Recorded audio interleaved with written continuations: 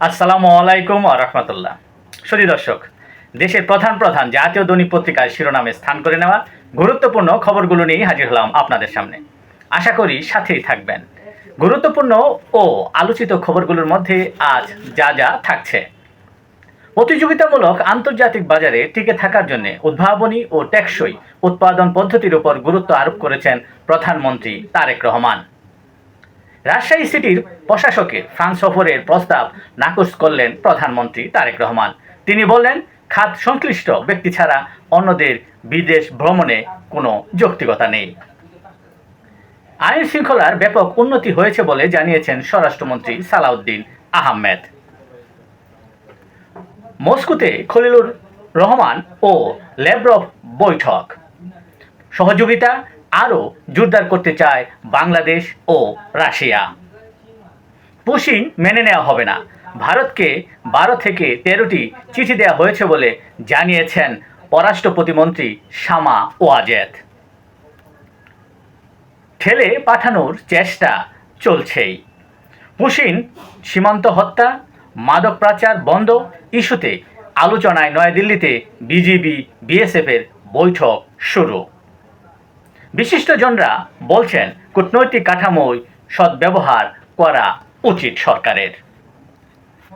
শিক্ষা পাঠক্রমে আসছে বড় পরিবর্তন। বাংলা, ইতিহাস ও দর্শনের অনার্স কোর্স বাতিল হচ্ছে। স্থানীয় নির্বাচন ঘিরে তৎপর প্রার্থীরা, প্রস্তুত হচ্ছে ইসি। অক্টোবর থেকে নির্বাচন, ইউপি দিয়ে শুরুর চিন্তাভাবনা ইসির। ভেটের জালে সব ব্যবসা পরিচালনার লাইসেন্স, অনুমোদন প্রক্রিয়া ও কর সেবা সহজ করা হচ্ছে। লাইসেন্সের মেয়াদ 5 বছর করা হতে পারে। ঔষধ বিপণনের 6,000 কোটি টাকা ডাক্তারদের পকেটে। চিকিৎসকদের প্রভাবিত করতে ঔষধ কোম্পানির ঘুষের ফাঁদ। টার্নওভারের 29% ব্যয় বিপণনে। যুক্তরাষ্ট্রসহ অনেক দেশে ঔষধের বিজ্ঞাপন চালু থাকলেও বাংলাদেশে কড়াকড়ি।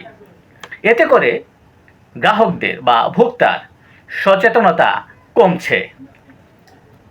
গোষ্ঠীগত প্রতিরোধ ক্ষমতা তৈরি না হলে হামে আক্রান্ত বাড়বে। হাম ও হামের উপসর্গ নিয়ে প্রাণ গেল আরও 8 শিশুর। এখন পর্যন্ত মৃত্যু 628 জনের। বানিয়াচংয়ে ইউনিয়ন পরিষদের চেয়ারম্যানের দায়িত্ব গ্রহণকে কেন্দ্র করে 3 গ্রামবাসীর সংঘর্ষ, ওসি সহ আহত 50 জন। দেশের প্রধান প্রধান দৈনিক পত্রিকাগুলোর শিরোনামে স্থান করে নেওয়া আন্তর্জাতিক খবরগুলোর মধ্যে আজ যা যা থাকছে। শুরুতেই মধ্যপ্রাচ্য পরিস্থিতি। আবারও ইরান ইসরায়েল পাল্টাপাল্টি হামলার পর 2 দেশই যুদ্ধ বন্ধ ঘোষণা করে। ইসরায়েলের শিল্প কারখানা ও ইরানের 3 শহর হামলার শিকার হয়। গাজায় প্রবেশপথ বন্ধ করল ইসরায়েল। সৌদি আরব জানালো বিপদ কেটে গেছে। ফিলিপাইনে শক্তিশালী ভূমিকম্পে অন্তত 19 জনের প্রাণহানি। বিশ্ববাজারে তেলের দাম ফের বাড়ল। মধ্যপ্রাচ্য যুদ্ধের জেরে এই তেলের মূল্য বৃদ্ধির কারণ। এআই রূপ ধরে আসছে নতুন উপনিবেশবাদ।